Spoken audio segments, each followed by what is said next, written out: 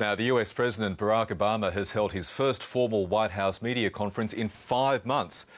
Aides at the White House say the timing of the event on Super Tuesday is, of course, simply a coincidence. Our North America correspondent Jane Cowan joins us now from Washington. Jane, good morning. Watching this media conference, I was struck by the first few questions in the question and answer session, focusing squarely in this presidential year on foreign policy.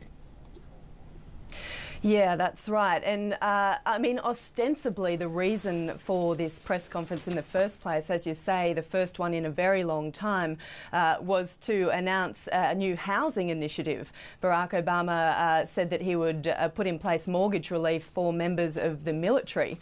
But almost more interesting than any of what was said, even the foreign policy stuff, was the timing of it. As you say, senior administration officials are laughing off the fact that it does coincide with Super Tuesday, the big day in the Republican nomination contest. They're saying is just a coincidence. Barack Obama himself was asked about whether he had any words for his main challenger, Mitt Romney, in response to the criticism that's been levelled at him. And he simply said, "Good luck tonight." Really good luck tonight. That's all he had to say. He wouldn't buy into it. But certainly by having this press conference today of all days, it is sucking airtime from the Republicans and really cutting into headlines that would ordinarily belong to them. And Barack Obama actually did a similar thing last week when the Republican Party was staging its primary in Michigan and Arizona, where the White House had the president deliver a very fiery campaign-style speech to a union gathering of auto workers, which also took some of the attention from his Republican challengers. But let's have a listen to some of what Barack Obama said today when he was particularly asked about his stance on Iran's nuclear ambitions, Michael, and he contrasted his approach with how the Republican challengers have been coming at this issue. This is not a game. There's nothing casual about it. And, you know, when I see some of these folks who have a lot of bluster and a lot of big talk, but when you actually ask them specifically what they would do, it turns out they repeat the things that we've been doing over the last 3 years. It indicates to me that that's more about politics than actually trying to solve a difficult problem. Now, the one thing that we have not done is we haven't launched a war. If some of these folks think that it's time to launch a war, they should say so. And they should explain to the American people exactly why they would do that and what the consequences would be. Everything else is just talk. Barack Obama there, Jane, as you mentioned, looking at Super Tuesday, the president jokingly wished Mitt Romney, the front runner, well when the voting starts tonight, your time. And again, the focus is squarely on the bellwether state of Ohio, a state where, of course, you've spent some time over the last week. How's the race shaping up there between Mitt Romney and his main challenger, Rick Santorum?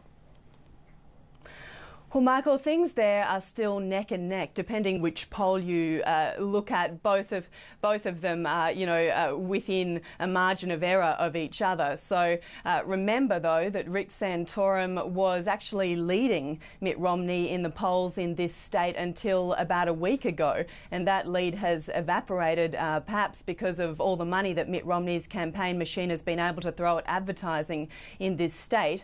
The reason that Ohio matters so much is because it is seen as a bellwether state, both now and then in the general election against Barack Obama in November.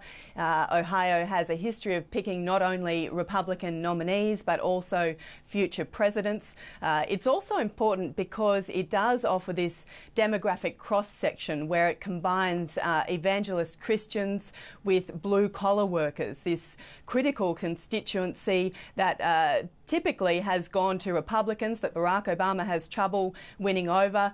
So it's important. The Republicans here are looking for a candidate who can actually woo these voters. So you've seen Rick Santorum really trying to play up his blue-collar roots, the fact that he grew up in a steel town across the border in Pennsylvania, the fact that he's a grandson of a coal miner, and he's really trying to capture some of those people who might have been alienated by Mitt Romney's wealth, the fact that he's a multi-millionaire who made his fortune in leveraged buyouts. So the two have really been both trying to capture this particular constituency.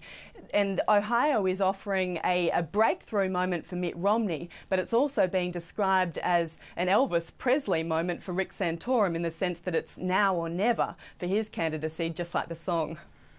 I could come up with various lines on that, Jane, but I'll leave it. Just finally, though, the Republican establishment must be dearly hoping that either Mitt Romney seals the deal tonight, or Rick Santorum shows that he has the wherewithal to win this nomination. They just simply want this wrapped up, don't they? Absolutely. I mean, this Republican nomination race is being compared to a house guest who has outstayed their welcome, to a circular firing squad, and the longer it goes on, the more bloodied the candidates become, the more alienated perhaps independent voters become. And the hope is that perhaps, at least the establishment's hope is that Mitt Romney might come out of this not only winning the majority of delegates, but managing to win in Ohio, perhaps picking up a southern state, and that might then convince some of the doubters that he is the man, and then the Republican Party can actually refocus on pointing out what's wrong with Barack Obama's presidency rather than attacking each other. Sorry, Jane, can't help myself. Ohio might be Heartbreak Hotel for Rick Santorum tonight. You had to get it in there, didn't you? I had to get in there. Thank you very much for the update this morning, Jane Cowan in Washington.